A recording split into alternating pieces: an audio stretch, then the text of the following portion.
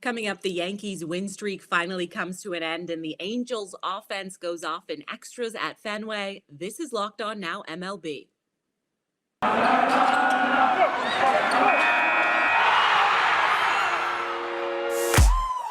The biggest games, the best performances, expert analysis. You are Locked On Now. Welcome in. You're listening to Locked On Now MLB, local experts weighing in on the biggest stories in baseball. I'm your host, Kainani Stevens. Thank you for making Locked On Now your first listen every single weekday. We've got our Locked On MLB hosts here. They're going to recap everything for you from yesterday in baseball, but we'll start out with the Blue Jays, who handed the Yankees their first loss in a couple weeks and won yesterday's biggest game. The biggest game. After 11 games, the Yankees' win streak finally came to an end in Toronto on Wednesday. The Blue Jays managed to hold the Yankee lineup down and win with just 2 runs. Our Locked On Blue Jays host is happy to bring the AL East rivals back down to earth. On the other side, Locked On Yankees isn't too worried about one bad day at the plate. Blue Jays beat the Yankees 2-1, and that's what we call a streak-snapping win, baby. May the 4th, the evil empire goes down to the ultimate underdog Jedi. Yusei Kikuchi with a huge bounce-back start for the Jays. Look, he had been a little bit shaky, not gonna lie. Was the confidence of Locked On Blue Jays super high on Yusei Kikuchi? No, but that's why he's the dude. Through everything, he comes back. 6 innings, just shoves. 7 strikeouts in that game, and the hitting does just enough to get by. Yusei was awesome today. The Blue Jays did just enough, and the Yankees lose, and I think everyone but those in the Boogie Down Bronx are happy about that. The streak is over for the Yanks. We can stop talking about them, and we can start talking about Yusei Kikuchi. A massive 2-1 win for the Jays, and now they look to ride some momentum heading into Cleveland. This is Stacey Gotsoulias of Locked On Yankees, and the Yankees dropped the finale in Toronto 2-1. Womp womp. Still good things happened. The pitching is still unbelievable. They held Toronto to 5 runs this entire series. 2-1? They only scored 2. Of course, the Yankees couldn't score more than 1, so that's not great. But, the offense is going to have an off night from time to time, and tonight was one of them. And it also didn't help that Marty Foster has no idea how to call a low strike on Aaron Judge. Marty, if the ball is below his knee, it's not a strike. The man's been in the league since 2016. Why is it so hard for these guys to call a strike zone on Aaron Judge? Hello? The other story of the game? Michael King. What can you say about Michael King? He's just unbelievable. Someone I know said that Michael King reminds him of Cleveland Corey Kluber. If the Yankees can get Cleveland Corey Kluber out of Michael King, whew, they've hit the jackpot. So, I will have a full recap of this game on the next Locked On Yankees. And remember, Thursday's an off day, so we all get to relax. Woohoo! The Texas Rangers' mini win streak is still going. They're up to 4 games now as they finished off a sweep of the Phillies. Neither team scored through the first 9 innings, but Texas had just a little bit more in the 10th and stole another win. Oh, hey, I didn't see you there. Sorry, I was too busy using my broom for the Rangers to sweep the Philadelphia Phillies in Philadelphia. The Rangers are playing their best baseball of the season. They've got a 4-game winning streak, headed up to New York to play the Yankees. A 2-1 nail-biter in extra innings. The Rangers looked, well, I won't say the offense looked good, because it took a bloop single into right field in extra innings for Brad Miller to give the Rangers any runs in this one, the only runs that they would need. A 2-1 game, another masterful performance for Martin Perez. 7 innings of shutout baseball. He walked quite a few, 4 in his 7 innings. Also struck out 4, also allowed 4 hits. But no runs, that's the big part. Matt Moore, again, continued to look amazing. There was a runner on second base when Matt Bush came in and snared a line drive that might have won the game, might have walked it off in the bottom of the 9th inning. But Matt Bush was there, snared it, saved the game. Joe Barlow comes in, gets his 3rd save of the season, his 2nd in 2 nights. The Rangers head up to New York with a winning streak, playing their best baseball of the season.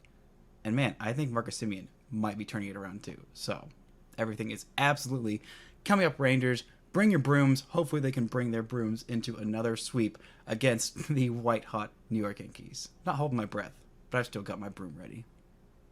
The Angels and Red Sox went to extra innings too, and the Angels scored more in the 10th than they had the first 9 innings combined. LA easily beat Boston after that outbreak, and Locked On Angels tells you how the bats came back to life.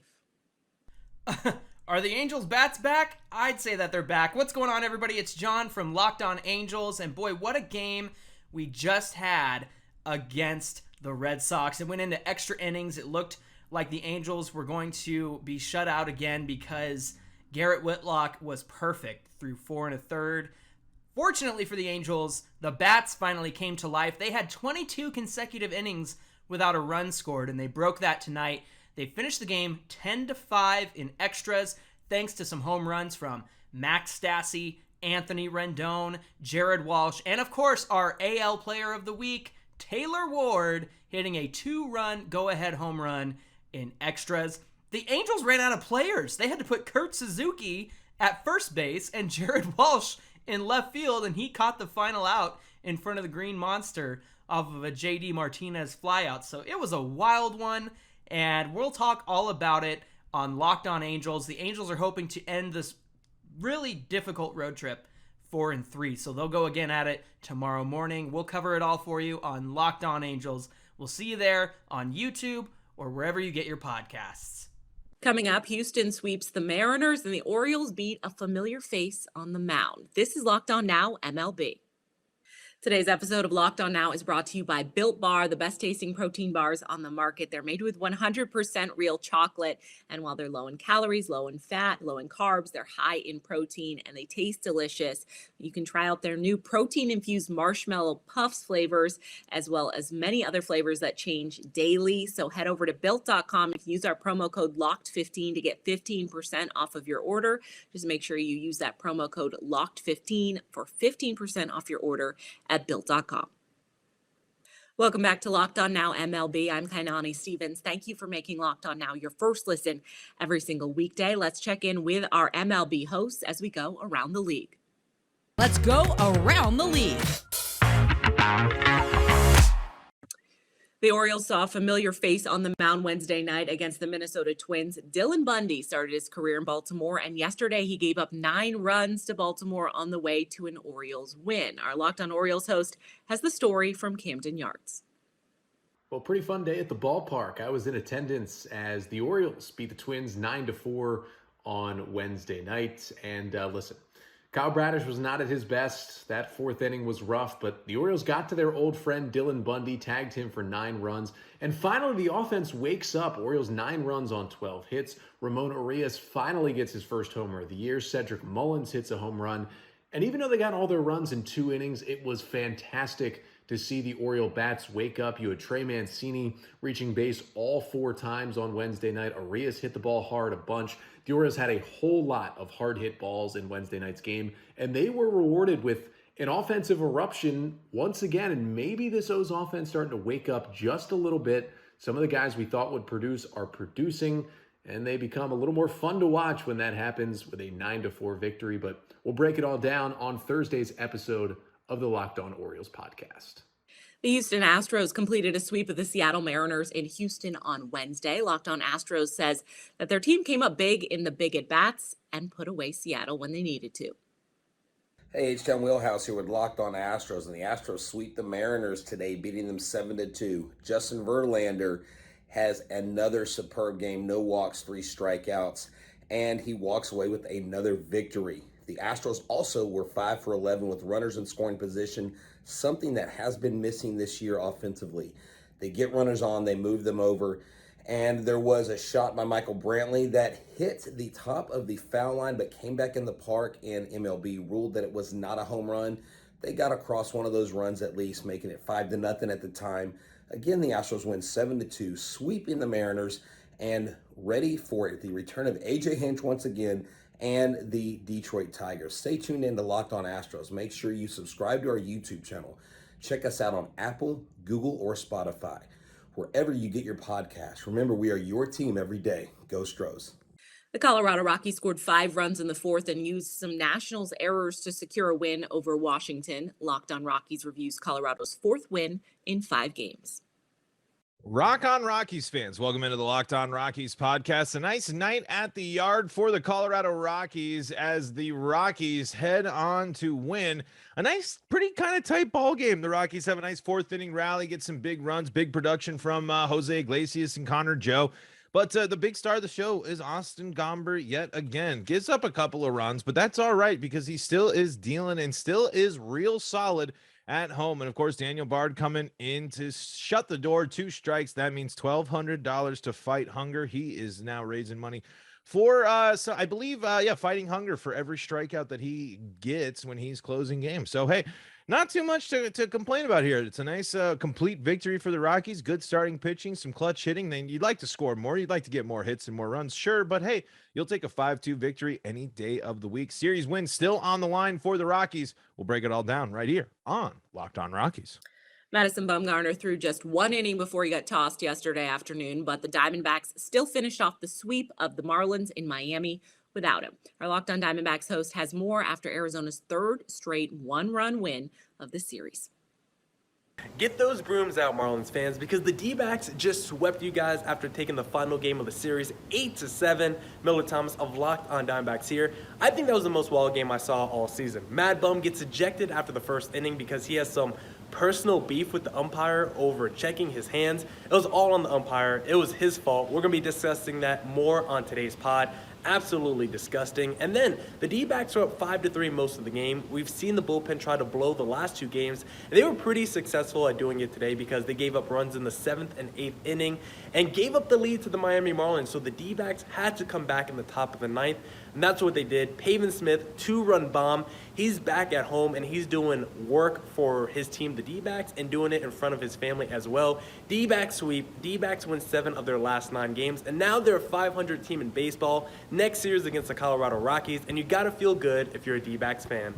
The San Diego Padres and Cleveland Guardians played 2 games yesterday after getting rained out the day before. San Diego took the first matchup, and Locked On Padres recaps that early game win. What is up, everybody? Javier Reyes here from the Locked On Padres podcast. The Padres finally get to play baseball again. I mean, it's been 2 days. I've been starving. They win their first game in a 2 doubleheader set against the Cleveland Guardians.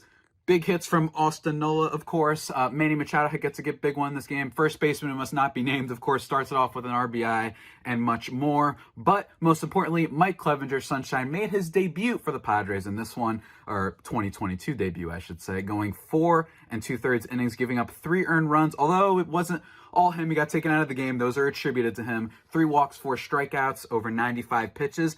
I thought he looked okay. His velocity touched up there every now and then. It was a little bit tad down than what we're probably used to from seeing from Mike Clevenger. But also, first game back from injured list, first game back from the Tommy John surgery against a pretty decent Cleveland Guardians lineup that includes former Padre, Josh Naylor, who's been really good this year, Stephen Kwan, who I'm pretty sure has never swung and missed any pitch ever, apparently, and then, of course, Jose Ramirez, one of the best players in baseball. So, overall, a steady, okay beginning for Mike Clevenger, and I imagine that he's going to ramp it up as time goes on. But so far, pretty decent start for the Padres this year, man. Starting pitching has been awesome. Hopefully they can keep it going. We're going to be talking about this game and the next game on today's Locked On Padres podcast episode, guys. Stay tuned. The Guardians took game 2 of the doubleheader with the Padres thanks to some clutch hitting from their emerging star, Stephen Kwan. Locked On Guardians has praise for the young outfielder. I know what you're thinking. Why a crown? Well, this is for Javi of Locked On Padres in case he ends up seeing this clip. I'm wearing the crown for you, dude. Padres and Guardians split the doubleheader. It's 2 close games. The second one stands out.